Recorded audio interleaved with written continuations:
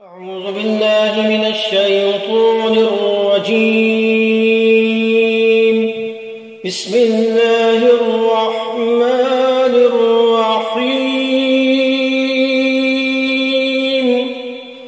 والضحى والليل إذا سجى ما ودعك ربك وما قلى وللآخرة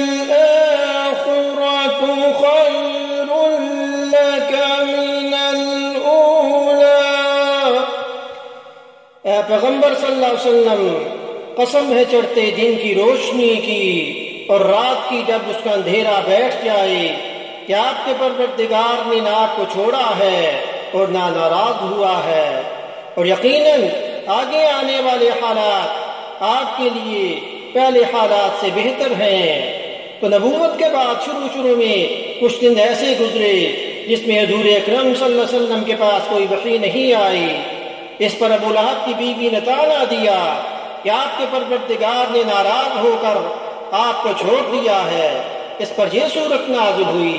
آگے آنے والے حالات سے مراد آخرت کی نعمتیں بھی ہو سکتی ہیں اور پہلے حالات سے دنیا، اور یہ مطلب بھی ہو سکتا ہے کہ حضور اکرم صلی اللہ علیہ وسلم کی مبارک زندگی میں ہر آن آپ کے درجات میں ترقی ہوتی رہے گی اور دشمنوں کی طرف سے آپ کو تکلیفیں پہنچ رہی ہیں، آخر کار وہ دور ہو کر آپ ہی کا بول بالا ہوگا۔ وَلَسَوْفَ يُعْطِيكَ رَبُّكَ فَتَرْضَىٰ أَلَمْ يَجِدْكَ يَتِيمًا فَآوَىٰ۔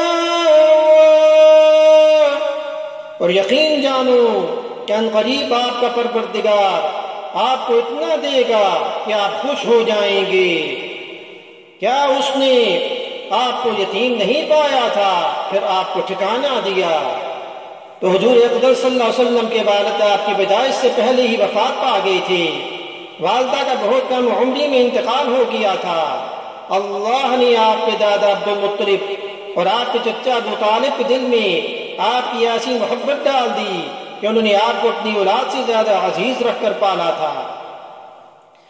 وَوَجَدَكَ ضَالًّا فَهَدَىٰ وَوَجَدَكَ عَائِلًا فَأَغْنَىٰ فَأَمَّا الْيَتِيمَ فَلَا تَقْهَرْ۔ اور آپ کو راستے سے ناواقف پایا تو راستہ دکھایا۔ یقیناً یعنی وحی نازل ہونے سے پہلے شریعت کے حکام سے ناواقف تھے۔ اللہ نے وحی کے ذریعے آپ کو شریعت عطا فرمائی۔ اس بعض روایتوں میں کچھ ایسے واقعات بھی بیان ہوئے کہ جن میں آپ کسی سفر کے دوران راستہ بھول گئے تھے، اللہ نے غیر معمولی طریقے پر آپ کو راستے پر لگا دیا۔ ہو سکتا ہے اس آیت میں اس قسم کے کسی واقعے کی طرف بھی اشارہ ہو۔ وَوَجَدَكَ عَائِلًا فَأَغْنَىٰ، اور آپ کو نادار پایا تو غنی کر دیا۔ حضرت خدیجہ رضی اللہ عنہا کے ساتھ آپ نے تجارت میں جو شرکت فرمائی اس سے آپ کو اچھا خاصا نفع حاصل ہوا تھا۔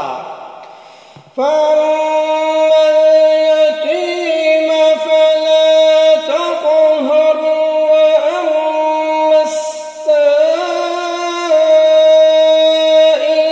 فَلَا تَنْهَرْ۔ اب جو یتیم ہے آپ اس پر سختی مت کرنا، اور جو سوال کرنے والا ہو اسے جھڑکنا نہیں۔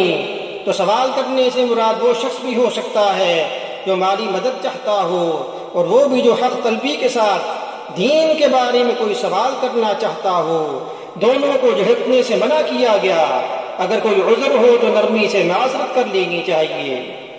وَأَمَّا بِنِعْمَةِ رَبِّكَ فَحَدِّثْ، اور جو تمہارے پروردگار کی نعمت ہے اس کا تذکرہ کرتے رہنا۔